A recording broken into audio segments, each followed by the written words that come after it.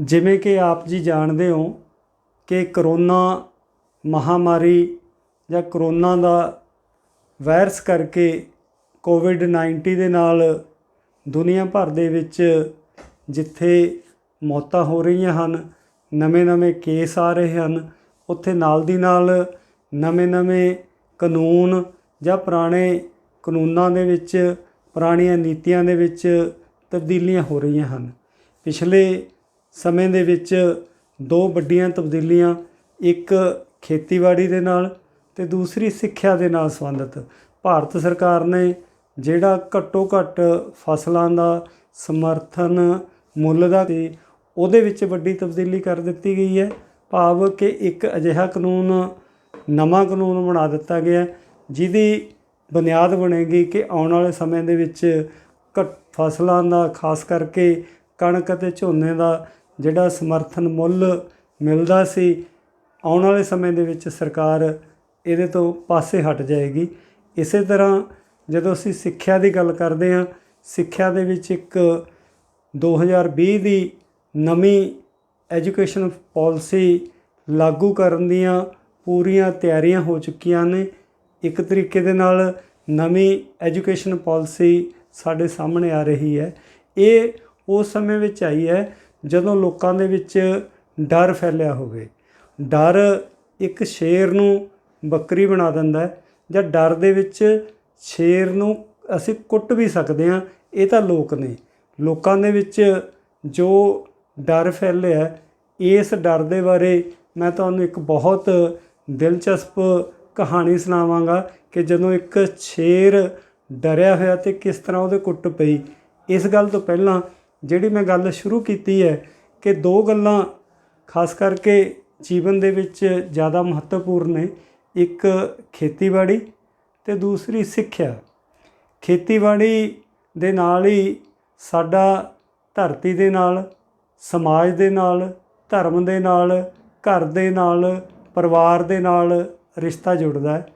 ਖੇਤੀ ਇੱਕ ਬੁਨਿਆਦ ਹੈ। ਅੰਗਰੇਜ਼ੀ ਦੇ ਵਿੱਚ ਅਸੀਂ ਇਹਦੇ ਲਈ ਇੱਕ ਐਗਰੀਕਲਚਰ ਸ਼ਬਦ ਵਰਤਦੇ ਹਾਂ। ਐਗਰੀਕਲਚਰ ਦੇ ਨਾਲ ਹੀ ਕਲਚਰ ਪੈਦਾ ਹੁੰਦਾ ਹੈ। ਜੇ ਐਗਰੀਕਲਚਰ ਨਹੀਂ ਰਹੇਗੀ ਤਾਂ ਕਲਚਰ ਵੀ ਖਤਮ ਹੋ ਜਾਏਗਾ। ਜਿਸ ਕਿਸਮ ਦੀਆਂ ਪਾਲਿਸੀਆਂ ਦੁਨੀਆ ਭਰ ਦੀਆਂ ਸਰਕਾਰਾਂ ਨੇ ਅਡਾਪਟ ਕੀਤੀਆਂ ਨੇ ਪਿਛਲੀਆਂ ਕਈ ਸਦੀਆਂ ਤੋਂ, ਉਹਦੇ ਤੋਂ ਲੱਗਦਾ ਹੈ ਕਿ ਆਉਣ ਵਾਲੇ ਸਮੇਂ ਦੇ ਵਿੱਚ ਅਸੀਂ ਐਗਰੀਕਲਚਰ ਨੂੰ ਖਤਮ ਕਰਾਂਗੇ। ਜੇ ਐਗਰੀਕਲਚਰ ਨੂੰ ਖਤਮ ਕਰਾਂਗੇ ਤਾਂ ਕਲਚਰ ਨੂੰ ਵੀ ਖਤਮ ਕਰਾਂਗੇ। ਕਲਚਰ ਨੂੰ ਖਤਮ ਕਰਨ ਦੇ ਲਈ, ਕਲਚਰ ਕੀ ਹੈ ਕਿ ਇਹਦੇ ਵਿੱਚ ਇੱਕ ਬਨਸਬੰਨਤਾ ਹੈ, ਵੈਰਾਈਟੀ ਹੈ। ਕਲਚਰ ਦੇ ਨਾਲ ਜੁੜੀ ਹੁੰਦੀ ਹੈ ਐਜੂਕੇਸ਼ਨ। ਐਜੂਕੇਸ਼ਨ ਅਤੇ ਸਾਡੀਆਂ ਜਿਹੜੀਆਂ ਪਾਲਿਸੀਆਂ ਨੇ, ਜਿਹੜੀ ਬਨਸਬੰਨਤਾ ਦੀ ਮੈਂ ਗੱਲ ਕਰ ਰਿਹਾ ਸੀਗਾ, ਬਨਸਬੰਨਤਾ ਭਾਸ਼ਾਵਾਂ ਦੀ ਬਨਸਬੰਨਤਾ ਹੈ, ਗਿਆਨ ਦੀ ਬਨਸਬੰਨਤਾ ਹੈ ਕਿ ਜੇਕਰ ਲੋਕਾਂ ਨੂੰ ਗਿਆਨ ਹਾਸਲ ਕਰਨ ਦੀ ਪੂਰੀ ਖੁੱਲ੍ਹ ਹੋਏਗੀ, ਜੇ ਅਸੀਂ ਗਿਆਨ ਨੂੰ ਇੱਕ ਤਰੀਕੇ ਨਾਲ ਸੈਂਟਰਲਾਈਜ਼ ਕਰ ਦੇਵਾਂਗੇ ਤਾਂ ਫਿਰ ਇੱਕੋ ਤਰ੍ਹਾਂ ਦੀ ਅਸੀਂ ਯੂਨੀਵਰਸਲ ਜਿਹੜੀ ਐਜੂਕੇਸ਼ਨ ਹੈ, ਇਹਦਾ ਸਿਧਾਂਤ ਸਭ ਤੋਂ ਪਹਿਲਾਂ ਲਾਰਡ ਮੈਕਾਲੇ ਲੈ ਕੇ ਆਏ ਸੀ। ਮੈਕਾਲੇ ਨੇ ਜਦੋਂ ਅੰਗਰੇਜ਼ਾਂ ਦਾ ਰਾਜ ਸੀ, ਨਵੀਂ ਐਜੂਕੇਸ਼ਨ ਜਦੋਂ ਮੈਕਾਲੇ ਲੈ ਕੇ ਆਏ, ਉਹਨੇ ਇੱਕ ਗੱਲ ਕਹੀ ਸੀ ਕਿ ਮੈਂ ਅਜਿਹੀ ਪਾਲਿਸੀ ਬਣਾਊਂਗਾ ਜਿਹਨੂੰ ਪੜ੍ਹਨ ਦੇ ਉਪਰੰਤ ਲੋਕਾਂ ਦਾ ਜਿਹੜਾ ਦਿਮਾਗ ਬਦਲ ਜਾਏਗਾ। ਭਾਵ ਸ਼ਕਲ ਲੋਕਾਂ ਦੀ ਦੇਖਣ ਨੂੰ ਭਾਰਤੀ ਹੋਏਗੀ, ਪਰੰਤੂ ਉਹਨਾਂ ਦੀ ਜਿਹੜੀ ਸੋਚ ਹੈ ਇੱਕ ਬ੍ਰਿਟਿਸ਼ ਦੇ ਕਲਰਕ ਤੋਂ ਉੱਚੀ ਨਹੀਂ ਹੋ ਸਕਦੀ। ਮੈਕਾਲੇ ਦੁਆਰਾ ਲਾਗੂ ਕੀਤੀ ਗਈ ਐਜੂਕੇਸ਼ਨ ਪਾਲਿਸੀ ਬੁਨਿਆਦੀ ਤੌਰ 'ਤੇ ਅੱਜ ਵੀ ਸਾਡੇ ਵਿੱਚ ਲਾਗੂ ਹੈ। ਜੋ ਨਵੀਂ ਐਜੂਕੇਸ਼ਨ ਪਾਲਿਸੀ ਲਾਗੂ ਕੀਤੀ ਗਈ ਹੈ ਕੱਲ੍ਹ, ਇੱਕ ਪਾਸੇ ਰਫਾਲ ਦੇ ਬਾਰੇ ਮੀਡੀਆ ਇੱਦਾਂ ਦੀਆਂ ਖਬਰਾਂ ਲਾ ਰਿਹਾ ਸੀ, ਪੱਤਰਕਾਰ ਅੰਬਾਲੇ ਇਕੱਠੇ ਹੋਏ ਸੀ ਜਿਵੇਂ ਲੋਕ ਬਰਾਤ ਲਈ ਵੀ ਨਹੀਂ ਇਕੱਠੇ ਹੁੰਦੇ। ਜਹਾਜ਼ਾਂ ਦੀ ਖਰੀਦ ਹੋ ਰਹੀ ਸੀ, ਮੀਡੀਆ ਉਸ ਪਾਸੇ ਲੱਗਿਆ ਸੀ ਅਤੇ ਨਾਲ ਦੀ ਨਾਲ ਲੋਕ ਆਪਣੇ ਘਰਾਂ ਦੇ ਵਿੱਚ ਕਰੋਨਾ ਕਰਕੇ ਡਰੇ ਹੋਏ ਸੀ ਅਤੇ ਸਾਡੀ ਭਾਰਤ ਸਰਕਾਰ ਨੇ ਇੱਕ ਨਵੀਂ ਐਜੂਕੇਸ਼ਨ ਪਾਲਿਸੀ ਲਾਗੂ ਕਰ ਦਿੱਤੀ ਹੈ। ਪੁਰਾਣਾ ਜਿਹੜਾ ਸਾਡਾ ਸੰਵਿਧਾਨਕ ਤੌਰ 'ਤੇ ਇਹ ਅਧਿਕਾਰ ਸੀ ਰਾਜਾਂ ਨੂੰ ਕਿ ਐਜੂਕੇਸ਼ਨ ਇੱਕ ਸਾਂਝੀ ਸੰਘ ਸੂਚੀ ਦੇ ਵਿੱਚ ਦਰਜ ਸੀ, ਪਰੰਤੂ ਜੋ ਪਾਲਿਸੀਆਂ ਰਾਸ਼ਟਰਵਾਦ ਦੇ ਨਾਂ 'ਤੇ ਲਾਗੂ ਹੋ ਰਹੀਆਂ ਨੇ, ਉਹਦੇ ਵਿੱਚ ਅਸੀਂ ਹਰ ਚੀਜ਼ ਦਾ ਕੇਂਦਰੀਕਰਨ ਕਰ ਰਹੇ ਹਾਂ। ਜਿਸ ਤਰ੍ਹਾਂ ਮੈਂ ਪਹਿਲਾਂ ਗੱਲ ਕੀਤੀ ਸੀ ਕਿ ਫਸਲਾਂ ਦੇ ਸਮਰਥਨ ਮੁੱਲ ਦੇ ਲਈ ਇਹ ਕਹਿ ਕੇ ਕਿ ਇਹ ਕਾਨੂੰਨ ਕਿਸਾਨਾਂ ਦੀ ਭਲਾਈ ਦੇ ਲਈ ਹੈ। ਜਦੋਂ ਵੀ ਨਵੇਂ ਕਾਨੂੰਨ ਜਾਂ ਕੋਈ ਨਵੀਂ ਪਾਲਿਸੀ ਲੈ ਕੇ ਆਉਂਦੀ ਸਰਕਾਰਾਂ ਲੈ ਕੇ ਆਉਂਦੀਆਂ ਨੇ ਤਾਂ ਇਹ ਗੱਲ ਪ੍ਰਚਾਰੀ ਜਾਂਦੀ ਹੈ ਕਿ ਇਹ ਲੋਕਾਂ ਦੀ ਭਲਾਈ ਦੇ ਲਈ ਹੈ।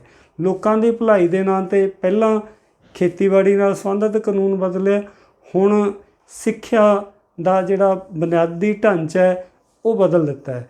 ਇਹ ਬਦਲਾਅ ਕਿੱਦਾਂ ਦਾ? ਇਸ ਬਦਲਾਅ ਦੇ ਵਿੱਚ ਸਭ ਤੋਂ ਪ੍ਰਮੁੱਖ ਗੱਲ ਇਹ ਹੋਏਗੀ ਕਿ ਸਿੱਖਿਆ ਦੇ ਲਈ ਕੇਵਲ 15 ਸਾਲਾਂ ਦਾ ਸਮਾਂ ਨਿਸ਼ਚਿਤ ਕੀਤਾ ਗਿਆ, ਜਿਹਦੇ ਲਈ ਨਿਯਮ ਬਣਾਇਆ ਗਿਆ ਕਿ 5 ਜਮ੍ਹਾਂ 3 ਅਤੇ 4।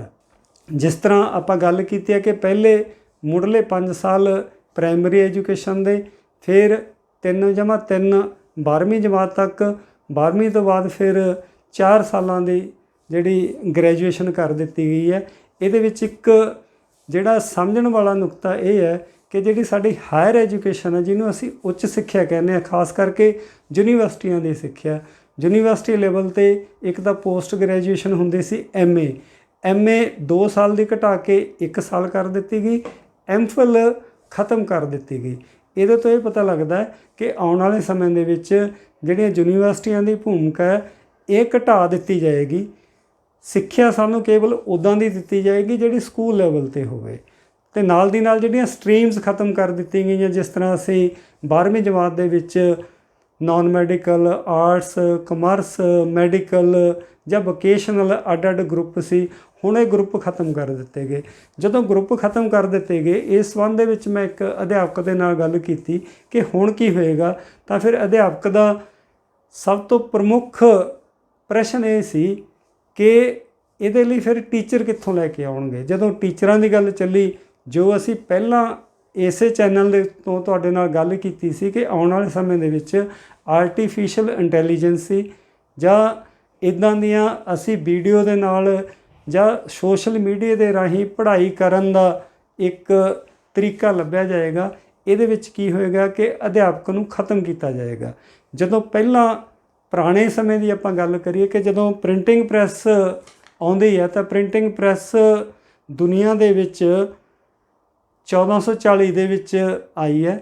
ਪ੍ਰਿੰਟਿੰਗ ਪ੍ਰੈਸ ਤੋਂ ਆਉਣ ਤੋਂ ਬਾਅਦ ਜਿਹੜੀ ਸਾਡੀ ਪੁਰਾਣੀ ਸਿੱਖਿਆ ਸੀ, ਖਾਸ ਕਰਕੇ ਜਿਸ ਨੂੰ ਅਸੀਂ ਰਵਾਇਤੀ ਸਿੱਖਿਆ ਕਹਿੰਦੇ ਹਾਂ, ਪ੍ਰਿੰਟਿੰਗ ਪ੍ਰੈਸ ਨੇ ਸਾਡੀ ਲਿਖਤ ਦੇ ਉੱਤੇ ਅਟੈਕ ਕੀਤਾ। ਜਦੋਂ ਲੋਕ ਲਿਖਦੇ ਸੀ ਹੱਥ ਦੇ ਨਾਲ ਤਾਂ ਉਹਨਾਂ ਦੇ ਵਿੱਚ ਉਹਨਾਂ ਦੀ ਕਲਾਕਾਰੀ, ਕਹਿੰਦੇ ਆ ਕਿ ਬੰਦੇ ਦੀ ਜਿਹੜੀ ਸ਼ਖਸੀਅਤ ਹੈ ਉਹਦੀ ਲਿਖਤ ਤੋਂ ਪਹਿਚਾਣੀ ਜਾਂਦੀ ਹੈ, ਅਤੇ ਉਹ ਲਿਖਤ ਦੀ ਜਿਹੜੀ ਕਲਾਕਾਰੀ ਹੈ ਉਹ ਪ੍ਰਿੰਟਿੰਗ ਪ੍ਰੈਸ ਨੇ ਖ਼ਤਮ ਕੀਤੀ।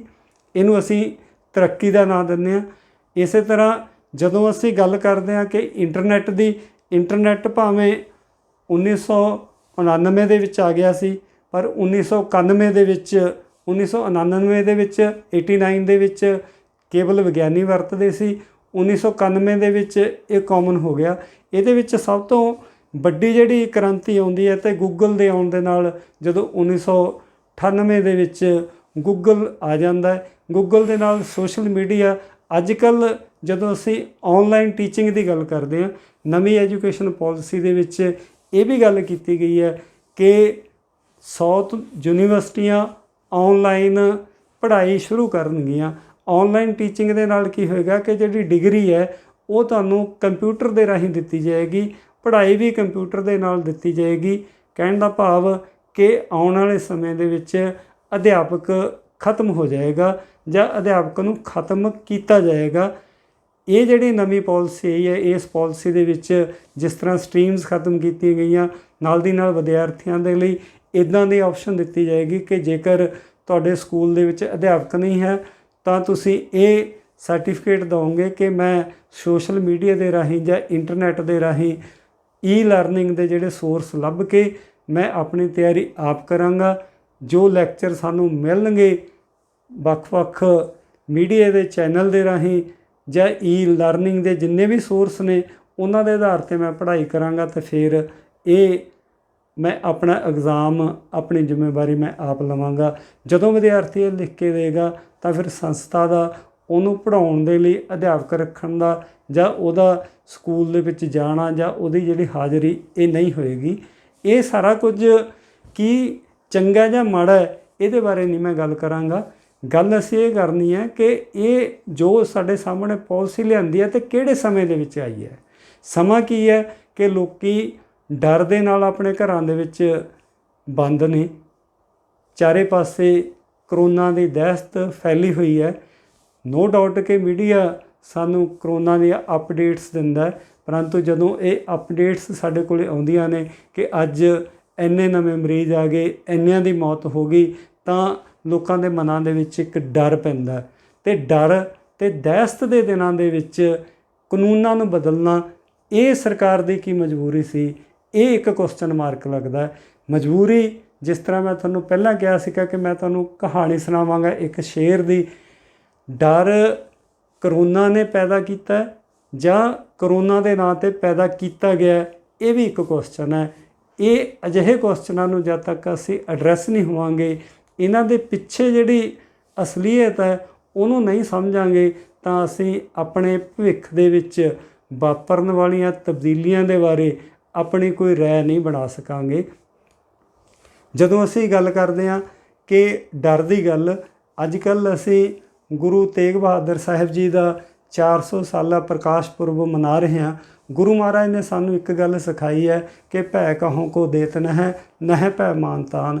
ਕਹਿਣ ਦਾ ਭਾਵ ਕਿ ਮਨੁੱਖ ਨੂੰ ਕਿਸੇ ਨੂੰ ਡਰ ਨਹੀਂ ਦੇਣਾ ਚਾਹੀਦਾ ਅਤੇ ਨਾ ਹੀ ਕਿਸੇ ਦਾ ਡਰ ਮੰਨਣਾ ਚਾਹੀਦਾ।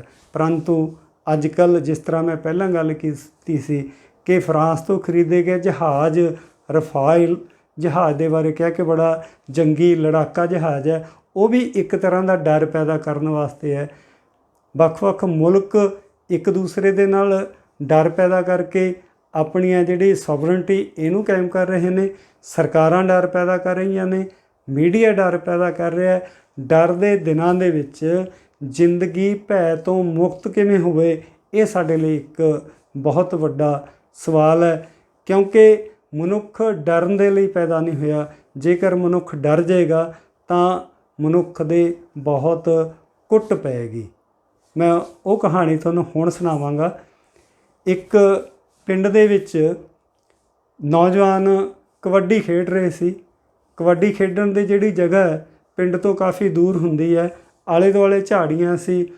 ਇੰਨੇ ਤਕੜੇ ਨੌਜਵਾਨ ਲਿਸ਼ਕਦੇ ਪਿੰਡੇ, ਚੌੜੀਆਂ ਛਾਤੀਆਂ ਅਤੇ ਪੂਰੇ ਜ਼ੋਰਦਾਰ ਢੰਗ ਦੇ ਨਾਲ ਕਬੱਡੀ ਖੇਡਦੇ, ਇੱਕ ਦੂਸਰੇ ਨਾਲ ਜੱਫੇ ਮਾਰਦੇ, ਕੰਧ ਦੀ ਤਰ੍ਹਾਂ ਖਲੋ ਜਾਂਦੇ ਰੇਡਰ ਨੂੰ ਰੋਕਣ ਦੇ ਲਈ, ਅਤੇ ਰੇਡਰ ਵੀ ਕਿਹੜਾ ਘੱਟ ਸੀ, ਹਵਾ ਦੀ ਤਰ੍ਹਾਂ ਉੱਡਦਾ ਸੀ। ਇਹਨਾਂ ਨੌਜਵਾਨਾਂ ਨੂੰ ਇੱਕ ਜੰਗਲੀ ਸ਼ੇਰ ਆ ਕੇ ਦੇਖਣ ਲੱਗ ਗਿਆ ਝਾੜੀਆਂ ਦੇ ਵਿੱਚ।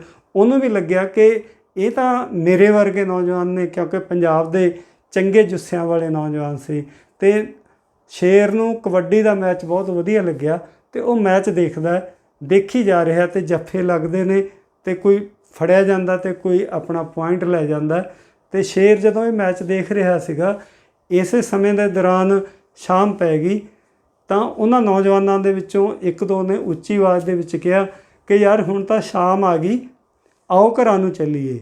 ਇਹ ਗੱਲ ਜਦੋਂ ਸ਼ੇਰ ਨੇ ਸੁਣੀ ਕਿ ਜਿਹੜੇ ਨੌਜਵਾਨ ਐਡੇ ਵੱਡੇ ਤਕੜੇ ਸੀ, ਹੁਣ ਖੇਡਦੇ ਸੀ, ਇੱਕਦਮ ਇਹ ਸ਼ਾਮ ਤੋਂ ਡਰ ਕੇ ਕਿਵੇਂ ਜਾ ਰਹੇ ਨੇ। ਅਤੇ ਇਸ ਕਰਕੇ ਜਿਹੜਾ ਸ਼ੇਰ ਹੈ ਉਹ ਵੀ ਡਰ ਗਿਆ ਕਿ ਸ਼ਾਮ ਹੋ ਸਕਦਾ ਕਿ ਬਹੁਤ ਖਤਰਨਾਕ ਹੋਵੇ, ਜਿਹੜੀ ਮੇਰੇ ਵਰਗੇ ਇਹਨਾਂ ਨੌਜਵਾਨਾਂ ਨੂੰ ਡਰਾ ਸਕਦੀ ਹੈ। ਜੇ ਇਹ ਚਲੇ ਗਏ ਤਾਂ ਸ਼ੇਰ ਨੇ ਕੀ ਕੀਤਾ ਕਿ ਉਹ ਸ਼ਾਮ ਤੋਂ ਜਿਸ ਤਰ੍ਹਾਂ ਉਹ ਡਰਦੇ ਨੌਜਵਾਨ ਚਲੇ ਗਏ, ਸ਼ੇਰ ਛੁਪ ਕੇ ਝਾੜੀਆਂ ਦੇ ਵਿੱਚ ਬੈਠ ਗਿਆ। ਇਸੇ ਦੌਰਾਨ ਇੱਕ ਕਿਸਾਨ ਦਾ ਗਧਾ ਗੁਆਚਿਆ ਹੋਇਆ ਸੀ। ਉਹ ਆਪਣਾ ਗਧਾ ਲੱਭਦਾ ਝਾੜੀਆਂ ਦੇ ਵੱਲ ਆਇਆ। ਹਨੇਰਾ ਹੋਇਆ ਸੀਗਾ। ਹਨੇਰੇ ਦੇ ਵਿੱਚ ਉਹਦਾ ਹੱਥ ਸ਼ੇਰ ਦੇ ਕੰਨ ਨੂੰ ਪੈ ਗਿਆ, ਕਿਉਂਕਿ ਸ਼ੇਰ ਸੀ ਪਰ ਉਹ ਡਰਿਆ ਹੋਇਆ ਸੀ, ਅਤੇ ਸ਼ੇਰ ਦਾ ਕੰਨ ਅਤੇ ਗਧੇ ਦਾ ਕੰਨ ਤਕਰੀਬਨ ਇੱਕੋ ਜਿਹਾ ਹੁੰਦਾ। ਅਤੇ ਕਿਸਾਨ ਨੂੰ ਲੱਗਿਆ ਕਿ ਇਹ ਗਧਾ ਇੱਥੇ ਛੁਪ ਕੇ ਬੈਠਾ ਹੋਇਆ, ਅਤੇ ਉਸਨੇ ਸ਼ੇਰ ਦਾ ਹਨੇਰੇ ਦੇ ਵਿੱਚ, ਉਹਨੂੰ ਵੀ ਨਹੀਂ ਪਤਾ ਲੱਗਿਆ, ਕੰਨ ਫੜਿਆ ਅਤੇ ਨਾਲ ਦੀ ਨਾਲ ਬੋਲਦਾ ਜਾ ਰਿਹਾ ਕਿ ਤੈਨੂੰ ਘਰ ਜਾ ਕੇ ਦੱਸਦਾ। ਜਦੋਂ ਉਹਨੂੰ ਘਰ ਲੈ ਗਿਆ ਅਤੇ ਉਹਨੂੰ ਬੰਨ੍ਹ ਲਿਆ, ਉਸਨੇ ਕਿਸਾਨ ਨੇ ਬੰਨ੍ਹ ਕੇ ਫਿਰ ਇੱਕ ਜਾਤੂ ਚੱਕ ਲਿਆ। ਨੌਜਵਾਨਾਂ ਨੂੰ ਸ਼ਾਇਦ ਪਤਾ ਨਹੀਂ ਹੋਏਗਾ ਕਿ ਜਾਤੂ ਕੀ ਹੁੰਦਾ। ਇੱਕ ਤਕੜੀ ਮੋਟੀ ਡਾਂਗ ਹੁੰਦੀ ਹੈ ਅਤੇ ਉਹ ਕਿਸਾਨ ਨੇ ਸ਼ੇਰ ਨੂੰ ਪਹਿਲਾਂ ਜ਼ੋਰਦਾਰ ਕੁੱਟਿਆ ਕਿ ਮੈਂ ਤੈਨੂੰ ਲੱਭਦਾ ਰਿਹਾ, ਤੂੰ ਮੈਨੂੰ ਹਨੇਰਾ ਕਰ ਦਿੱਤਾ, ਨਾ ਮੈਂ ਸੁੱਤਾ, ਤੈਨੂੰ ਮੈਂ ਲੱਭ ਕੇ ਲੈ ਕੇ ਆਂਦਾ ਅਤੇ ਤੂੰ ਕਿੱਥੇ ਚਲਾ ਗਿਆ ਸੀਗਾ। ਇੰਨਾ ਜ਼ੋਰ ਦੀ ਕੁੱਟਦਾ ਰਿਹਾ ਅਤੇ ਸ਼ੇਰ ਕੁੱਟ ਖਾਂਦਾ ਰਿਹਾ। ਕੁੱਟਿਆ ਹੰਭਿਆ ਸ਼ੇਰ ਰਾਤ ਨੂੰ ਇਸੇ ਤਰੀਕੇ ਨਾਲ ਸੌਂ ਜਾਂਦਾ ਅਤੇ ਜਦੋਂ ਸਵੇਰ ਹੁੰਦੀ ਹੈ ਅਤੇ ਉਹਨੂੰ ਪਤਾ ਲੱਗਦਾ ਕਿ ਮੈਂ ਕਿੱਥੇ ਹਾਂ। ਅਤੇ ਜਦੋਂ ਆਪਣੇ ਆਪ ਬਾਰੇ ਸੋਚਦਾ ਅਤੇ ਫਿਰ ਉਹਨੂੰ ਪਤਾ ਲੱਗਦਾ ਕਿ ਮੈਂ ਤਾਂ ਸ਼ੇਰ ਹਾਂ ਅਤੇ ਮੈਨੂੰ ਕਿਸ ਤਰ੍ਹਾਂ ਕੈਦ ਕੀਤਾ ਗਿਆ। ਅਤੇ ਉਹ ਜ਼ੋਰ ਦੀ ਆਪਣਾ ਕਿੱਲਾ ਪੜਾਉਂਦਾ ਅਤੇ ਉਸ ਘਰ ਦੇ ਵਿੱਚੋਂ ਦੌੜ ਜਾਂਦਾ। ਅਤੇ ਸ਼ੇਰਾਂ ਨੂੰ ਕਦੋਂ ਪਤਾ ਲੱਗੇਗਾ ਕਿ ਅਸੀਂ ਇੱਕ ਸੋਨੇ ਦੀ ਕੈਦ ਦੇ ਸ਼ਿਕਾਰ ਹੋ ਰਹੇ ਹਾਂ। ਇਸ ਡਰ ਦੇ ਵਿੱਚ ਸਾਡੇ ਨਾਲ ਕੀ ਕੁਝ ਹੋ ਰਿਹਾ, ਨਾ ਕੇਵਲ ਇੱਥੇ ਦੁਨੀਆ ਦੇ ਵਿੱਚ ਭਾਰਤ ਪੱਧਰ 'ਤੇ ਜਿੱਦਾਂ ਦੀਆਂ ਤਬਦੀਲੀਆਂ ਸਾਡੇ ਸਾਹਮਣੇ ਆ ਰਹੀਆਂ ਨੇ, ਉਹ ਲੱਗਦਾ ਕਿ ਆਉਣ ਵਾਲੀਆਂ ਜਨਰੇਸ਼ਨਾਂ ਦੇ ਸ਼ਾਇਦ ਹੋਰ ਕੁੱਟ ਪਏਗੀ। ਕਿਉਂਕਿ ਜਿਹੜਾ ਸਮਾਜ ਹੈ, ਮਨੁੱਖ ਹੈ, ਕੁਦਰਤ ਹੈ, ਕਾਇਨਾਤ ਹੈ, ਇਹਨੇ ਵੰਨ-ਸੁਵੰਨਤਾ ਪੈਦਾ ਕੀਤੀ ਹੈ, ਵੱਖਰਤਾ ਪੈਦਾ ਕੀਤੀ ਹੈ। ਪਰੰਤੂ ਜੋ ਪਾਲਿਸੀਆਂ ਦੁਨੀਆ ਪੱਧਰ 'ਤੇ ਅਸੀਂ ਦੇਖਦੇ ਹਾਂ, ਇਹ ਦੁਨੀਆ ਨੂੰ ਇੱਕ ਮੁੱਠੀ ਵਿੱਚ ਕਰਨ ਦੇ ਲਈ, ਦੁਨੀਆ ਨੂੰ ਬੰਦ ਕਰਨ ਦੇ ਲਈ, ਦੁਨੀਆ ਨੂੰ ਇਕਹਿਰੇ ਪ੍ਰਬੰਧ ਦੇ ਵਿੱਚ ਬੰਨ੍ਹਣ ਦੇ ਲਈ ਤਿਆਰ ਹੋ ਰਹੀਆਂ ਨੇ, ਜਦੋਂ ਕਿ ਜੀਵਨ ਦਾ ਸੱਚ ਬੋਲਤਾ ਦੇ ਵਿੱਚ ਹੈ। ਜਦੋਂ ਅਸੀਂ ਗੁਰਬਾਣੀ ਦੀ ਗੱਲ ਕਰਦੇ ਹਾਂ, ਗੁਰੂ ਮਹਾਰਾਜ ਦੀ ਗੱਲ ਕਰਦੇ ਹਾਂ, ਤਾਂ ਗੁਰਬਾਣੀ ਨੇ ਸਾਨੂੰ ਇੱਕ ਬੋਲਤਾ ਦਾ ਸਿਧਾਂਤ ਦਿੱਤਾ, ਨਾ ਡਰਨ ਦਾ ਸਿਧਾਂਤ ਦਿੱਤਾ, ਨਿਰਭਉ ਅਤੇ ਨਿਰਵੈਰ ਦਾ ਸਿਧਾਂਤ ਦਿੱਤਾ। ਅਤੇ ਮਨੁੱਖ ਨਿਰਭਉ ਕਿਵੇਂ ਹੋਵੇ, ਇਹ ਅੱਜ ਦੀ ਵੀਡੀਓ ਦਾ ਸਵਾਲ ਸੀ। ਅਤੇ ਨਾਲ ਦੀ ਨਾਲ ਜਦੋਂ ਅਸੀਂ ਗੱਲ ਕਰਦੇ ਹਾਂ ਕਿ ਐਜੂਕੇਸ਼ਨ ਦੀ, ਜਦੋਂ ਸਮਾਂ ਬਦਲਦਾ ਹੈ ਉਹਦੇ ਨਾਲ ਸਿੱਖਿਆ ਬਦਲਦੀ ਹੈ। ਪੁਰਾਣੇ ਸਮੇਂ ਦੇ ਵਿੱਚ ਲੋਕਾਂ ਨੂੰ ਜਿਹੜੀ ਸਿੱਖਿਆ ਰੁਜ਼ਗਾਰ ਦੇ ਨਾਂ 'ਤੇ ਤਬਦੀਲੀਆਂ ਕੀਤੀਆਂ ਗਈਆਂ ਸੀ, ਕਿਉਂਕਿ ਇੰਡਸਟਰੀਲਾਈਜੇਸ਼ਨ ਦੇ ਲਈ, ਉਦਯੋਗੀਕਰਨ ਦੇ ਲਈ ਨਵੇਂ ਕਾਮਿਆਂ ਦੀ ਲੋੜ ਸੀ, ਉੱਦਾਂ ਦੀ ਟ੍ਰੇਨਿੰਗ ਦੀ ਲੋੜ ਸੀ। ਪਰੰਤੂ ਜਿਸ ਪਾਸੇ ਵੱਲ ਹੁਣ ਦੁਨੀਆ ਜਾ ਰਹੀ ਹੈ, ਹੁਣ ਦੁਨੀਆ ਨੂੰ ਕਾਮਿਆਂ ਦੀ ਲੋੜ ਨਹੀਂ ਹੋਏਗੀ, ਕੰਮ ਮਸ਼ੀਨਾਂ ਕਰਨਗੀਆਂ, ਜਿਸ ਨੂੰ ਅਸੀਂ ਆਰਟੀਫਿਸ਼ੀਅਲ ਇੰਟੈਲੀਜੈਂਸੀ ਕਹਿੰਦੇ ਹਾਂ ਜਾਂ ਬਿਗ ਡਾਟਾ। ਹੁਣ ਕੰਮ ਸਾਰਾ ਕੰਪਿਊਟਰਾਈਜ਼ ਹੋਏਗਾ। ਜੇ ਕੰਮ ਕੰਪਿਊਟਰਾਈਜ਼ ਹੋ ਜਾਂਦਾ ਹੈ ਤਾਂ ਮਨੁੱਖ ਦਾ ਕੀ ਬਣੇਗਾ? ਮਨੁੱਖ ਕੀ ਕਿਰਤ ਕਰੇਗਾ ਜਾਂ ਕਿਰਤ ਮਨੁੱਖ ਦੇ ਜੀਵਨ ਦੇ ਵਿੱਚੋਂ ਖਤਮ ਹੋ ਜਾਏਗੀ? ਜੇ ਕਿਰਤ ਖਤਮ ਹੋ ਜਾਏਗੀ ਤਾਂ ਮਨੁੱਖ ਆਪਣਾ ਪੇਟ ਭਰਨ ਦੇ ਲਈ ਕਮਾਈ ਕਿੱਥੋਂ ਕਰੇਗਾ? ਕਮਾਈ ਕਿਹਦੇ ਕੋਲ ਜਾਏਗੀ? ਕਮਾਈ ਨੂੰ ਕੰਟਰੋਲ ਕੌਣ ਕਰੇਗਾ?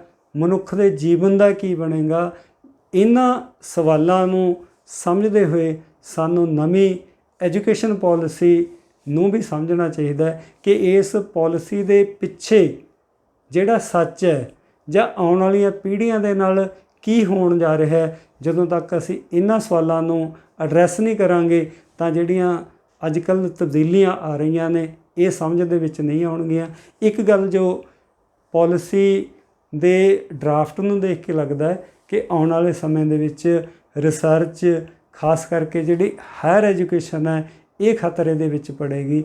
ਜਦੋਂ ਯੂਨੀਵਰਸਿਟੀਆਂ, ਰਿਸਰਚ ਖਤਰੇ ਦੇ ਵਿੱਚ ਪੜੇਗੀ ਤਾਂ ਫਿਰ ਜਿਹੜੀ ਅਸੀਂ ਇਨੋਵੇਸ਼ਨ ਦੀ ਗੱਲ ਕਰਦੇ ਹਾਂ, ਇਨਵੈਂਸ਼ਨ, ਕਾਢਾਂ ਦੀ ਗੱਲ ਕਰਦੇ ਹਾਂ, ਤਾਂ ਇਹ ਇਕੱਲੀਆਂ ਕਾਢਾਂ ਇਹ ਨਹੀਂ ਕਿ ਟੈਕਨੋਲੋਜੀ ਦੇ ਖੇਤਰ ਦੇ ਵਿੱਚ ਸਾਡਾ ਜਿਹੜਾ ਸਮਾਜਿਕ ਜੀਵਨ ਹੈ, ਇੱਕ ਦੂਸਰੇ ਦੇ ਵਿੱਚ ਸਾਡਾ ਮੁਹੱਬਤ, ਪ੍ਰੇਮ ਜਾਂ ਆਪਸੀ ਮਨੁੱਖੀ ਰਿਸ਼ਤੇ ਕਿੱਦਾਂ ਰਹਿਣ, ਮਨੁੱਖ ਦਾ ਕੁਦਰਤ ਦੇ ਨਾਲ ਸੰਬੰਧ ਕਿਵੇਂ ਕਾਇਮ ਰਹੇ, ਮਨੁੱਖ ਦਾ ਮਨੁੱਖ ਦੇ ਨਾਲ ਸੰਬੰਧ ਕਿਵੇਂ ਕਾਇਮ ਰਹੇ। ਅੱਜ ਅਸੀਂ ਦੇਖਦੇ ਹਾਂ ਕਿ ਸੋਸ਼ਲ ਮੀਡੀਆ ਦੇ ਨਾਲ ਤਾਂ ਅਸੀਂ ਦੁਨੀਆ ਭਰ ਦੇ ਲੋਕਾਂ ਦੇ ਸੰਪਰਕ ਦੇ ਵਿੱਚ ਹਾਂ, ਅਸੀਂ ਉਹਨਾਂ ਲੋਕਾਂ ਦੇ ਨਾਲ ਵੀ ਡਾਇਲੋਗ ਕਰ ਰਹੇ ਹਾਂ ਜਿਨ੍ਹਾਂ ਨੂੰ ਅਸੀਂ ਜਾਣਦੇ ਨਹੀਂ। ਇਹ ਬਹੁਤ ਚੰਗੀ ਗੱਲ ਹੈ। ਪਰੰਤੂ ਨਾਲ ਦੀ ਨਾਲ ਆਪਣੇ ਘਰਾਂ ਦੇ ਵਿੱਚ, ਆਪਣੇ ਆਂਢ ਗੁਆਂਢ ਦੇ ਵਿੱਚ, ਈਵਨ ਇੱਕ ਪਰਿਵਾਰ ਦੇ ਵਿੱਚ ਵੀ ਲੋਕਾਂ ਦਾ ਜਿਹੜਾ ਡਾਇਲੋਗ ਉਹ ਘਟ ਗਿਆ। ਜਿਹੜੀ ਗੱਲ ਮੈਂ ਪਹਿਲਾਂ ਕੀਤੀ ਸੀ ਕਿ ਪ੍ਰਿੰਟਿੰਗ ਪ੍ਰੈਸ ਦੇ ਆਉਣ ਦੇ ਨਾਲ ਕੀ ਹੋਇਆ ਸੀਗਾ, ਲਿਖਤ ਖਤਮ ਹੋਈ ਸੀ। ਸੋਸ਼ਲ ਮੀਡੀਆ ਦੇ ਨਾਲ ਖਾਸ ਕਰਕੇ ਜਦੋਂ ਅਸੀਂ ਸਮਾਰਟਫੋਨ ਦੀ ਗੱਲ ਕਰਦੇ ਹਾਂ, ਅਸੀਂ ਇੰਨੇ ਸਮਾਰਟ ਹੋ ਗਏ ਕਿ ਸਾਡੀ ਜਿਹੜੀ ਸਪੀਚ ਹੈ, ਸਾਊਂਡ ਹੈ, ਆਵਾਜ਼ ਹੈ, ਇਹ ਖਤਮ ਹੋ ਗਈ। ਪਰੰਤੂ ਜਦੋਂ ਅਸੀਂ ਸਿਵਲਾਈਜੇਸ਼ਨ ਦੀ ਸਟੱਡੀ ਕਰਦੇ ਹਾਂ, ਸਿਵਲਾਈਜੇਸ਼ਨ ਸੱਭਿਅਤਾਵਾਂ ਦੇ ਇਤਿਹਾਸ ਦੇ ਵਿੱਚ ਮਨੁੱਖ ਨੇ ਜੇਕਰ ਤਰੱਕੀ ਕੀਤੀ ਹੈ ਤਾਂ ਉਹ ਸਪੀਚ ਦੇ ਨਾਲ ਕੀਤੀ ਹੈ। ਸਪੀਚ ਭਾਵ ਬੋਲ ਭਾਸ਼ਾ, ਜਿਹੜੀ ਭਾਸ਼ਾ ਮਨੁੱਖ ਨੇ ਡਿਵੈਲਪ ਕੀਤੀ ਹੈ, ਜੇਕਰ ਉਹਦੀ ਇਹ ਭਾਸ਼ਾ ਹੀ ਖਤਮ ਹੋ ਗਈ, ਕਿਉਂਕਿ ਅੱਜ ਕੱਲ੍ਹ ਅਸੀਂ ਟੱਚ ਦੇ ਨਾਲ, ਕੇਵਲ ਮੈਸੇਜ ਦੇ ਨਾਲ ਕੰਮ ਚਲਾਉਂਦੇ ਹਾਂ, ਆਵਾਜ਼ ਬੋਲਣੀ ਨਹੀਂ, ਆਵਾਜ਼ ਸੁਣਨੀ ਨਹੀਂ, ਜਾਂ ਇਸ ਕਿਸਮ ਦੀ ਜਿਹੜੀ ਆਟੋਮੇਸ਼ਨ ਹੈ ਇਹਦੇ ਨਾਲ ਸਮਾਜਿਕ ਜੀਵਨ ਦਾ, ਮਨੁੱਖ ਦੇ ਮਾਨਸਿਕ ਰਿਸ਼ਤਿਆਂ ਦਾ ਕੀ ਬਣੂਗਾ, ਇਹ ਵੱਡੇ ਸਵਾਲ ਨੇ। ਇਹਨਾਂ ਵੱਖ-ਵੱਖ ਸਵਾਲਾਂ ਦੇ ਬਾਰੇ ਆਪਾਂ ਆਉਣ ਵਾਲੇ ਸਮੇਂ ਦੇ ਵਿੱਚ ਹੋਰ ਵੀਡੀਓਜ਼ ਅਪਲੋਡ ਕਰਾਂਗੇ, ਅਤੇ ਜਿਹੜੇ ਦਰਸ਼ਕਾਂ ਨੇ, ਸਰੋਤਿਆਂ ਨੇ ਇਸ ਚੈਨਲ ਨੂੰ ਅੱਜ ਤੱਕ ਸਬਸਕ੍ਰਾਈਬ ਨਹੀਂ ਕੀਤਾ, ਮੇਰੀ ਬੇਨਤੀ ਹੈ ਕਿ ਤੁਸੀਂ ਇਸ ਚੈਨਲ ਨੂੰ ਜ਼ਰੂਰ ਸਬਸਕ੍ਰਾਈਬ ਕਰੋ, ਸਾਡੇ ਨਾਲ ਜੁੜੋ, ਅਤੇ ਇੱਦਾਂ ਦੇ ਜਿਹੜੇ ਮਸਲੇ ਨਾ ਕੇਵਲ ਮੈਂ ਬਲਕਿ ਵੱਖ-ਵੱਖ ਖੇਤਰਾਂ ਦੇ ਵਿਦਵਾਨ ਆਉਣ ਵਾਲੇ ਸਮੇਂ ਦੇ ਵਿੱਚ ਤੁਹਾਨੂੰ ਇਸ ਚੈਨਲ ਦੇ ਰਾਹੀਂ ਆਪਣੇ ਜਿਹੜੇ ਵਿਚਾਰ ਪੇਸ਼ ਕਰਨਗੇ, ਅਤੇ ਮੈਂ ਉਮੀਦ ਕਰਦਾ ਕਿ ਤੁਸੀਂ ਸਾਡੇ ਨਾਲ ਇਸੇ ਤਰ੍ਹਾਂ ਜੁੜੇ ਰਹੋਗੇ।